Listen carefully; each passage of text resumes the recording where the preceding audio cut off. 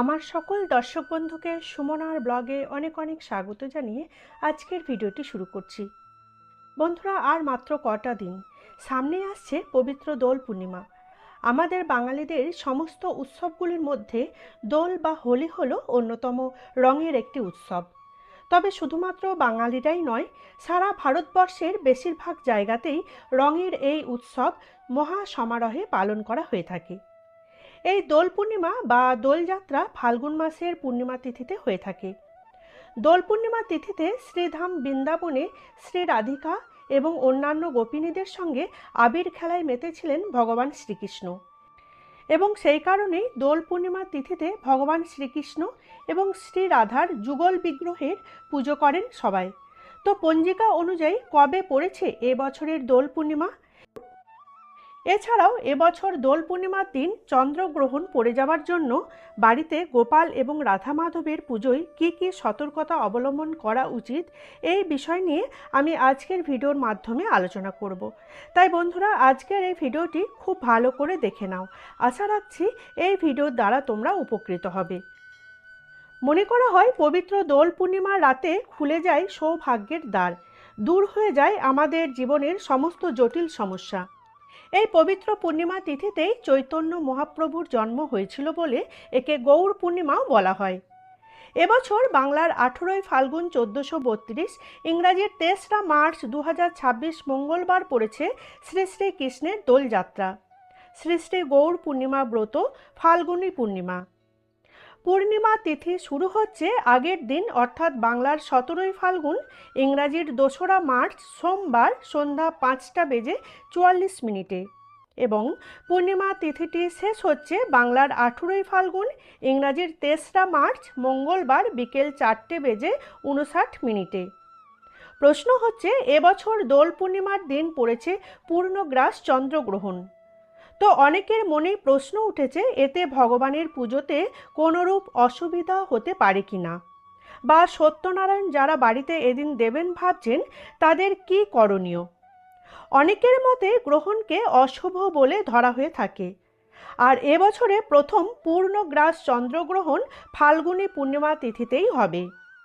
ভারতীয় সময় অনুযায়ী বাংলার 18ই ফাল্গুন, ইংরাজির 23 মার্চ মঙ্গলবার দুপুর 3:20 চাঁদে গ্রহণ লাগবে।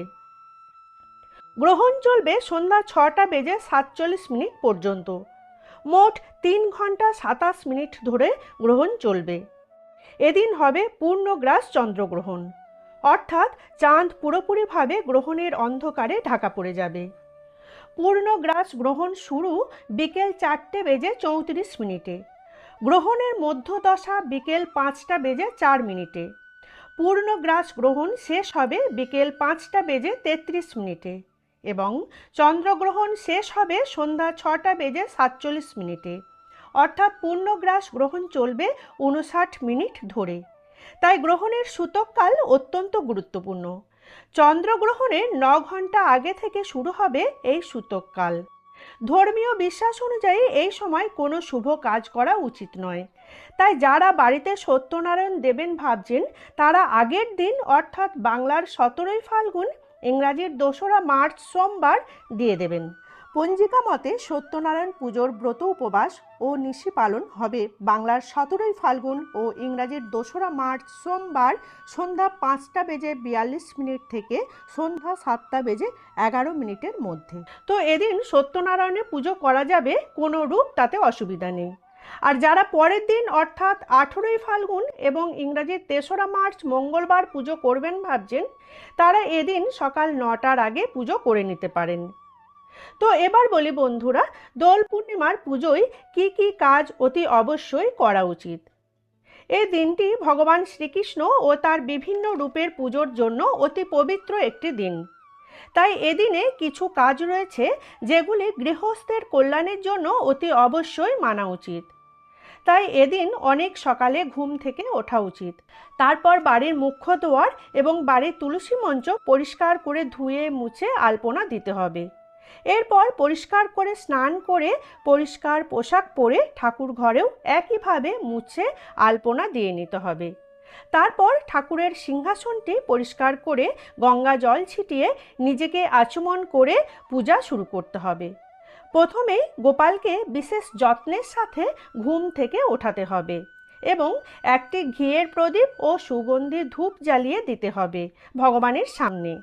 ছোট্ট গোপাল হলো ভগবান শ্রীকৃষ্ণের বাল্যরূপ, আর ছোটবেলা থেকেই ভগবান শ্রীকৃষ্ণের হোলি উৎসব খুব প্রিয় ছিল। এই শুভ দিনে খুব ভালো হয় যদি বাড়ির নিকটবর্তী কোনো রাধা মাধবের মন্দিরে গিয়ে ভগবানের দর্শন করা যায় এবং ওনার চরণে আবির নিবেদন করা যায়। আর তা সম্ভব না হলে বাড়িতেই ভগবানের বিশেষ পুজো করে ভগবানের চরণে আবির দিতে হয়।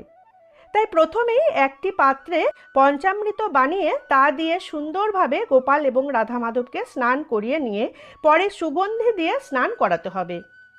এরপর বিগ্রহগুলি খুব সুন্দরভাবে মুছে পরিষ্কার করে সুন্দর পোশাক পরিয়ে বিভিন্ন রঙিন ফুল ও ফুলের মালা পরিয়ে চন্দন সহযোগে 2টি করে তুলসী পাতা ভগবান শ্রীকৃষ্ণ এবং গোপালের চরণে দিতে হবে।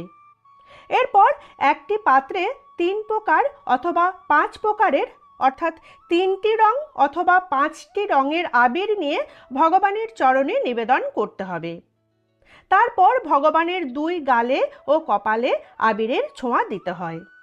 এদিন একটি গোলাপে সুগন্ধি লাগিয়ে সেই গোলাপ ফুলটি ভগবান শ্রীকৃষ্ণের চরণে দিলে খুব ভালো হয়। সবশেষে ভগবানের প্রিয় ভোগ যেমন মাখন মিছরি, ক্ষীর, লাড্ডু, মালপোয়া বিভিন্ন প্রকারের ফল দিয়ে সুন্দর করে সাজিয়ে প্রত্যেক ভোগের উপরে একটি করে তুলসী পাতা ও তুলসী মঞ্জরি দিতে হবে। আর ভগবানকে পান করার জন্য জল অতি অবশ্যই দিতে হবে। তারপর ঘিয়ের প্রদীপ, ধূপ, কর্পূর, ধূনা এবং ময়ূরের পালকের পাখার বাতাস দিতে হয়। এইভাবে আরতি করে শেষে ভগবান শ্রীকৃষ্ণের অষ্টোত্তর শতনাম পড়ে ভগবানের চরণে ক্ষমা প্রার্থনা জানাতে হবে। এরপর বাড়ির বড়দের চরণে আবির দিয়ে তারপর নিজেদের দোল খেলায় সামিল হওয়া উচিত।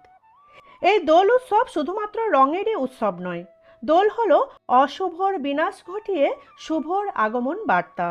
এই দিনে ময়ূরের পালক কিনে আনা বাড়ির জন্য খুবই ভালো, এতে বাস্তু দোষ দূর হয়ে যায়।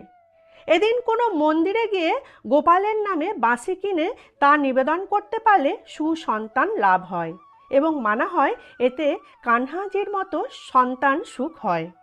এদিন গরিব দুস্থ লোকেদের নিজ সাধ্যমতো কিছু দান করা খুবই ভালো, এতে সংসারের সার্বিক সমৃদ্ধি আসে, ঈশ্বরের কৃপাদৃষ্টি লাভ হয়।